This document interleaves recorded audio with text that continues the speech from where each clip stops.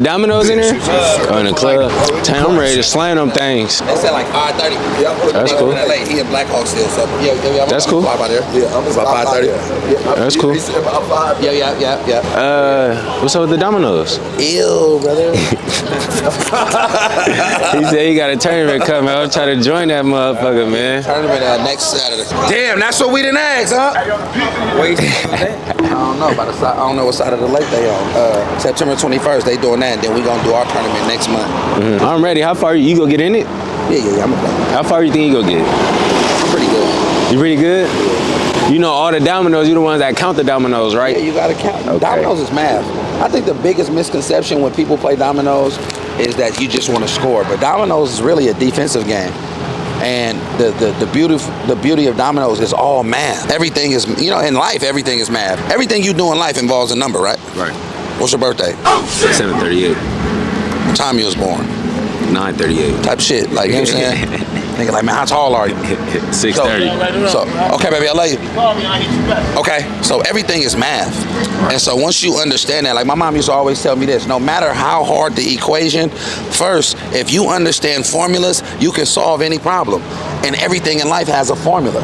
So when you begin to study the formula, don't just study the art of what you're doing, study the formula of it so you can figure it out that much more. So once you start looking at dominoes like that a little bit different, then you play against niggas and you like, I got an advantage of you because I see you just trying to score, or you might just be trying to get the dominoes out your hand. But you're not doing the math. You're not doing what the math is. Right. If it's 5 of them being played and the next play is here, and you know that he didn't have this play because he would have played on that, then you can predict what domino is coming next. Okay. Yeah. You get what I'm saying? Okay, you finna play 3-2. And they can be like, bro, how you knew I was finna play that? Nigga, it's only a certain amount of dominoes you can play. Everything that's already done. So it's all math and a little bit of luck. And you said you equate that to life, right? Yeah, like the life. formula of it, like, because it's strategies that you do and use. So what was your formula to success? No complaints. And go create the reality that you want to live. I'm a huge believer that, when they say life is what you make it, and so go make it. I used to have a dream board. And the dream board to the younger generation is when you would cut out pictures from magazines and you would cut out certain stuff and you'll put it on your wall so every day you look at it. And as you're looking at it, you don't realize that subconsciously you're actually seeing yourself becoming that or seeing yourself doing that. So I would make these dream boards and I would see myself in a car. I would see myself with these chains. I would see myself with this house. And after so long of seeing it, you start believing it. And you just start working towards it. Like, bro, I ain't tripping. I'm not worried about it. I'm going small goal after small goal after small goal after small goal after small goal after small goal after small goal. And eventually it turned into a big dream. That add up. I'm not gonna lie. So as far as dreaming, I come from the Bay Area, you do too. Like, our dream is really to be comfortable at sometimes, just to have certain things, go to the grocery store when we can, buy certain foods or whatever. How did you get to a certain point of your dreaming, like, damn, all right, I'm here, but I got more that I want to reach? Because you already had the money, the millions. You didn't have to open up a shop. You didn't have to brand yourself so much a dope era. You could have just lived your life and went on the island and just, did your own thing. So what made you push and be like, all right, I want to do more? In the midst of that comfortability, you still got to get comfortable being uncomfortable. So once you reach a goal, okay, cool. But is that it? So at 40 years old, let's say I live to 80. I'm only at half of my life. You mean to tell me you figured it out for the rest of your life that you done? Like you feel like you did enough work in the first half that in the second half of your life shit is done. Right. Nah, that's the worst thing. People playing the game and they have an amazing first half. They killing. They gonna have 40, 50 points that first half. Second half, nigga, they come with a whole new defense. Nigga, you ain't getting no shots off. You can't score. And the second half of the game, you gotta sit back and just lose. You gotta sit back and be like, damn, blood. And then when the game over, it's like, people don't even talk about your first half no more. Niggas like, yeah, the cool first half, but shit, nigga, them niggas got blew out in the second half. So how I look at life is, keep going. No matter how great you had no matter how good of a quarter you have it, no matter how great of a game you have it. Here go a quote for you though, and it's the quote. Never let a win go to your head, and never let a loss go to your heart. Just play the game. Hey, that's big facts, man. He always dropping game and jewels on y'all, man. Every morning, every Wednesday and Monday, I feel like, man, he got something new saying. And yeah, I fuck with that, man. And they better stop. Fabby on top. With that, what? man is Antioch the Bay. Why wouldn't it be? Bro, they've been on that post for about 2 months now. I ain't gonna lie. Yeah. A lot of people, it goes to show a lot of people got their own opinion. Because if you would have said something different, like, no, it's not, then people would have been like, yes, it is. Yes, it is. So at the end of the day, you can't please everybody with your opinion. Just have a good one. And some people only know they world. Some people only know they world. And what I mean by that is, when you see bipping and you see robbing and you think that's going on everywhere. Right. You think niggas is like on that type of time everywhere. You be like, well, nigga, shit don't be like that here. When we go to certain places, like we be going out the country, we be going to places, we be like, damn, kids still outside? Like, damn, niggas ain't on their phone all day. Like, damn, people still do dinners. Like, people, like, your world is not the only world that's going on right now, man. And I want people to expand that. It's some niggas in the town that's never been to Frisco. Damn. Am I lying up? Niggas in the town, man, some niggas. If they have been to Frisco, they only been downtown. We ain't never climbed back through them. They ain't never been to Golden Gate Park. They ain't never been to San Francisco Zoo. Come on, man. They ain't never been to none of the projects. They ain't never even go to Cable Park. On my mama, bro. It's some niggas that have never been there. It's some niggas in Oakland that ain't never been to North Richmond, Richmond. And it's some niggas in North Richmond that ain't never been to Oakland. Like, you know what I'm saying? And what I mean, what's up, brother? What I mean by that is people only grow in their world, bro, and they only exist in their world. So your paranoia, your bias, your perspective is only pertaining to your world. Right. You know what I'm saying? You got to think, it's some people it's some aborigines who still throw spears when they see planes fly by. They never seen that. It's some people who believe in tribalism and they've never, you know what I'm saying? They don't have TVs. They ain't had no electricity. It's like some tribes where you be like, damn, they speak a forgotten language that don't nobody even know. They like, you gotta get tablets to understand what they talking about. Like they got a foreign, you know what I'm saying? It's just them. That's the only world they know. You know what I'm saying? Like when you flash back to, imagine the natives sitting here chilling and some white folks get off the boat. They thought they was gods. When them Spanish conquistadors, like the conquistadors, whatever them niggas was called, colonialism, when them Europeans start coming to Turtle Island at the time, and the natives that was here saw them, they had never seen horses. Mm-hmm. Remember, horses is not native to America. Okay. So they had never seen horses. Nigga, when they seen a man on top of a horse, they thought it was like, they thought that nigga was like a god. Like it's called a monitor. How you doing? I'm good, thank you for asking. It's an M word. It's like a monitor or something like that, where it's like a man and a half man, half animal. That's who they thought they was. Yeah. They was like, man, these niggas, these gods. They white. They ain't never seen no white person before. That shit blew their mind. So a lot of people be cultural shocked, bro. Yeah. When a nigga be like, oh, nigga, Antioch, they ain't never even been there. Like, dang, you ain't been in the ghettos or, you know what I'm saying, these other areas just because of what you heard. Nigga, that ain't no ghetto. Them niggas are suckers over there. Yeah, all right. Right. All right. Find out. Find out. I gotta say this shit the right way. Question you had, Shorty? No, it's some about some LA shit. I want to ask you about Lil. You want to talk about Lil Wayne? You know me. I know how to answer shit. All right. Your media shit been getting real good, so I always want to tell you that every time I see you. Thank you. Keep me going. Hell yeah. Sure, every time you post, I'm like, shit, I need to catch up. All right, so kill that bitch again. Do you think LA is more advanced than the Bay Area right now? The Bay Area is the home of technological advancement.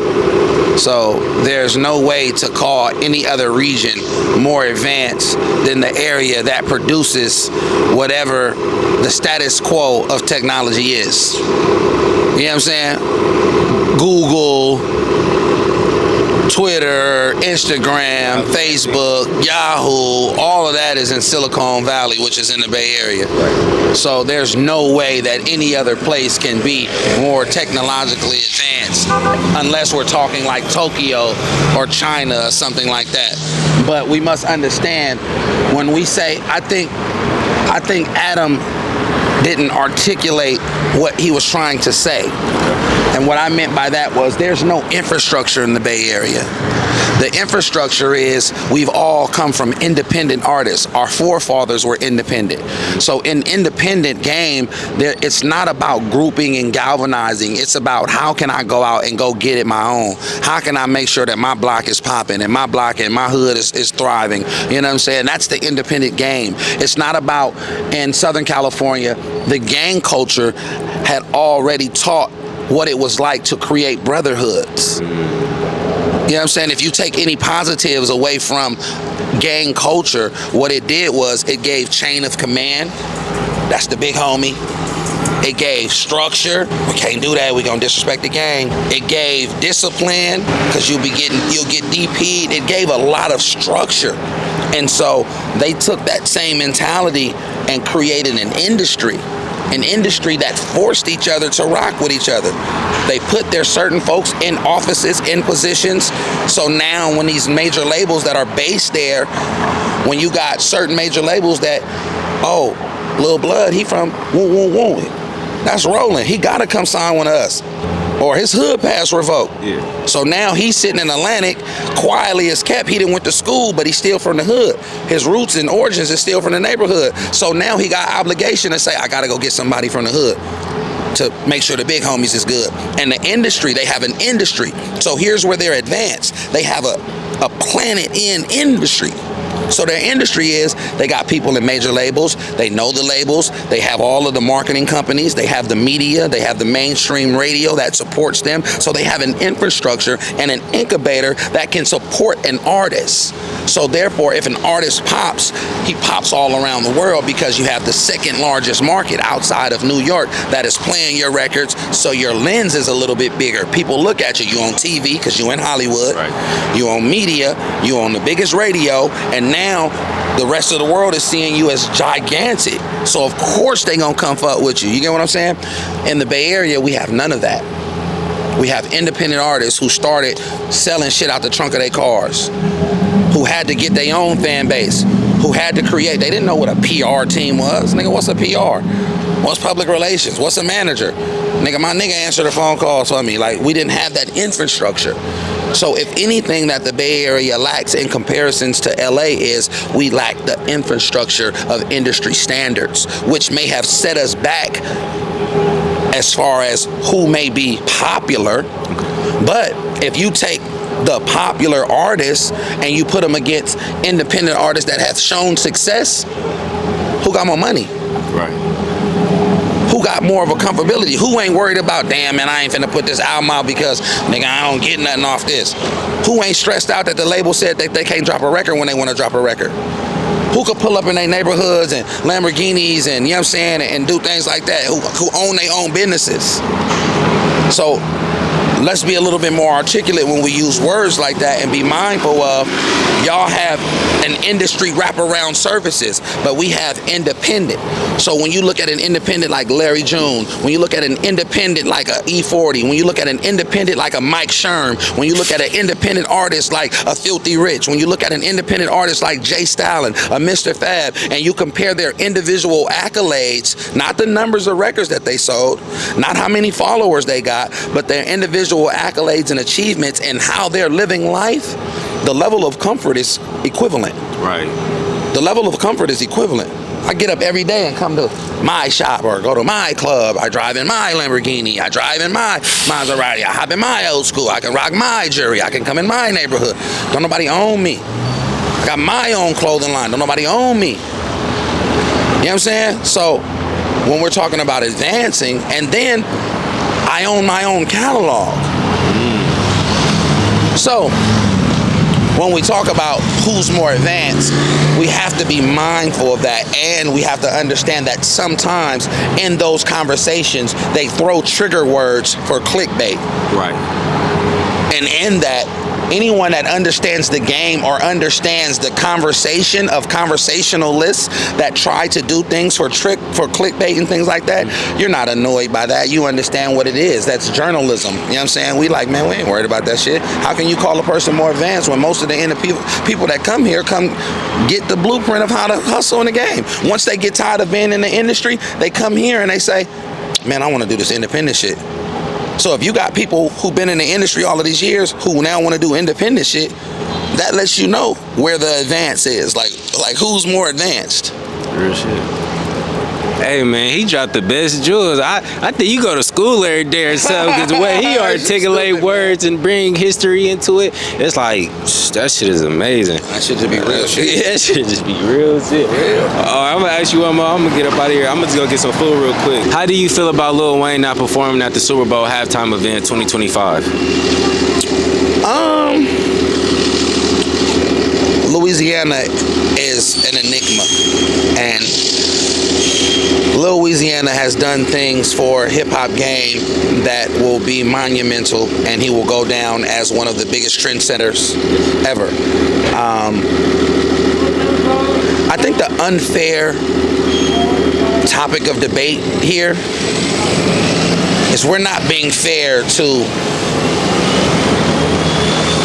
the road that Kendrick has traveled to get where he is.